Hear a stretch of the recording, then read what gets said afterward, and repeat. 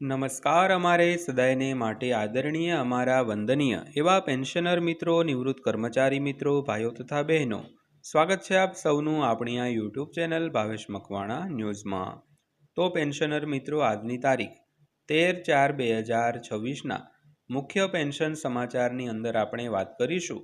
Pension વધારાને લઈને આજ બપોરે સુપ્રીમ કોર્ટે આપ્યો છે એક ઐતિહાસિક ચુકાદો।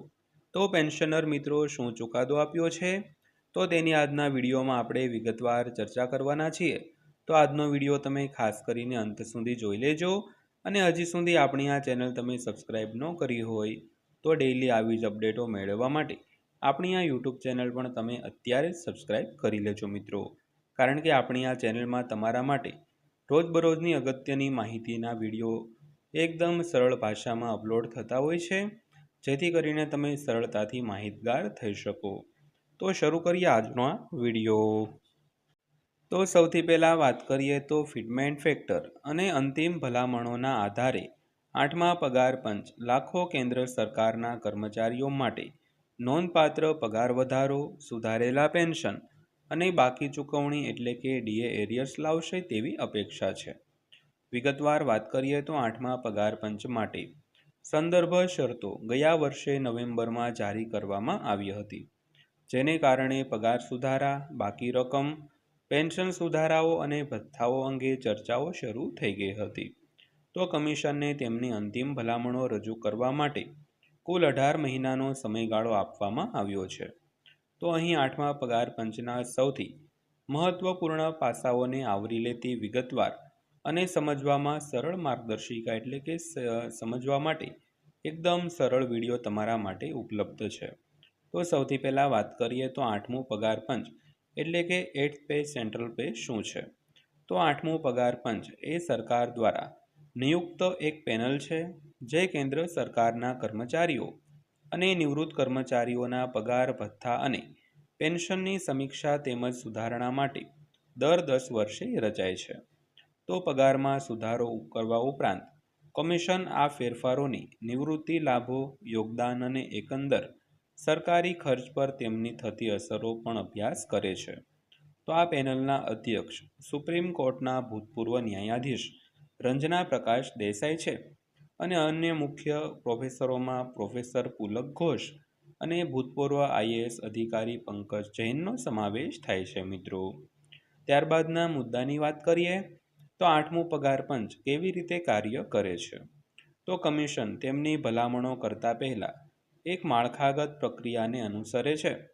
તો તે સરકારી વિવિધ જૂથો પાસેથી મંતવ્યો અને સૂચનો એકત્રિત કરે છે।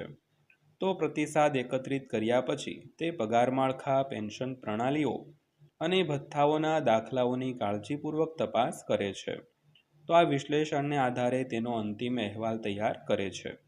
તો માર્ચ અને એપ્રિલ 2026માં કમિશને ઔપચારિક રજૂઆતો સ્વીકારવાનું શરૂ કર્યું અને હિતધારકો પાસે બેઠકનું આયોજન પણ કર્યું છે, જેમાં 24 એપ્રિલ 2026ના રોજ દહેરાદૂન ખાતે એક મુખ્ય પરામર્શનો સમાવેશ થાય છે મિત્રો।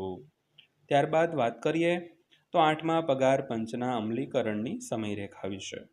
તો કમિશનને સત્તાવાર રીતે 17 જાન્યુઆરી 2025ના રોજ સૂચિત કરવામાં આવ્યું હતું અને તે 1 જાન્યુઆરી 2026થી અમલમાં આવે તેવી અપેક્ષા છે। જોકે ભૂતકાળના વલણો દર્શાવે છે કે અમલીકરણમાં સામાન્ય રીતે સમય લાગે છે।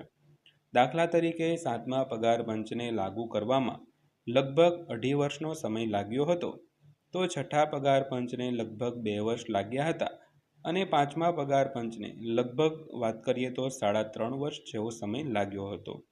તો આ સૂચવે છે કે અંતિમ ઓલરાઉટમાં શરૂઆતમાં અપેક્ષા કરતાં વધુ સમય છે તે લાગી શકે છે મિત્રો। ત્યારબાદ વાત કરીએ તો ફિટમેન્ટ ફેક્ટર શું છે અને તે શા માટે મહત્વપૂર્ણ છે। તો ફિટમેન્ટ ફેક્ટર એ એક મુખ્ય સૂત્ર છે જેનો ઉપયોગ હાલના પગારમાંથી સુધારેલા મૂળભૂત પગારની ગણતરી કરવા માટે થાય છે। તો ફિટમેન્ટ ફેક્ટર વધારે હોવાથી પગાર અને પેન્શનમાં મોટો વધારો થાય છે। તો તે પ્રોવિડન્ટ ફંડ યોગદાન, ગ્રેચ્યુઇટી અને અન્ય નિવૃત્તિ સંબંધિત લાભોને પણ અસર કરે છે। ઉદાહરણ તરીકે વાત કરીએ તો જો ફિટમેન્ટ ફેક્ટર 2.60 અને 2.85ની વચ્ચે હોય તો પગાર 24થી 30% સુધી વધી શકે છે। તો આવા કિસ્સામાં 20,000થી 22,000નો વર્તમાન મૂળભૂત પગાર વધીને 46,600થી 57,000ની આસપાસ થઈ શકે છે। તો કર્મચારી સંગઠનો હાલમાં ફુગાવા અને આર્થિક પરિસ્થિતિઓને ધ્યાનમાં રાખીને 3થી 3.25ના ઉચ્ચ ફિટમેન્ટ ફેક્ટરની માંગ કરી રહ્યા છે। તો જો મંજૂર થાય તો આનાથી પગારમાં નોંધપાત્ર વધારો થઈ શકે છે મિત્રો। તો ત્યારબાદ વાત કરીએ તો કર્મચારીઓ કેટલા બાકી પગારની અપેક્ષા રાખી શકે છે। તો સામાન્ય રીતે નવી પગાર રચના લાગુ થાય તે તારીખથી બાકી રકમ ચૂકવવામાં આવે છે, પરંતુ અમલીકરણમાં વિલંબને કારણે ઘણીવાર જૂની તારીખની ચૂકવણી થાય છે। તો ભૂતકાળના ઉદાહરણો વિવિધ બાકી ચૂકવણીઓ છે તે દર્શાવે છે।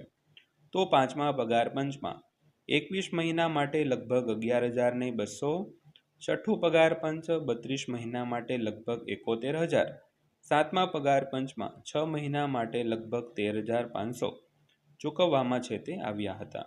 તો આઠમા પગાર પંચ હેઠળ અંતિમ બાકી રકમ અમલીકરણમાં કેટલો સમય લાગે તેના પર નિર્ભર રહેશે।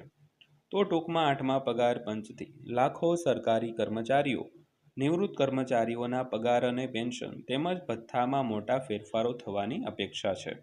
તો ચોક્કસ આંકડા અંતિમ ભલામણો પર આધાર રાખશે, પરંતુ ફિટમેન્ટ રેશિયો, ફુગાવા અને અમલીકરણ સમયરેખા જેવા પરિબળો મહત્વપૂર્ણ ભૂમિકા ભજવશે મિત્રો। તો મિત્રો આ હતી આજની માહિતી પસંદ આવી હોય, વિડીયો સારો લાગ્યો હોય તો વિડીયોને એક લાઇક કરજો અને આવી જ માહિતીઓ મેળવવા માટે આપણી આ ચેનલ સબસ્ક્રાઈબ કરી લેજો મિત્રો।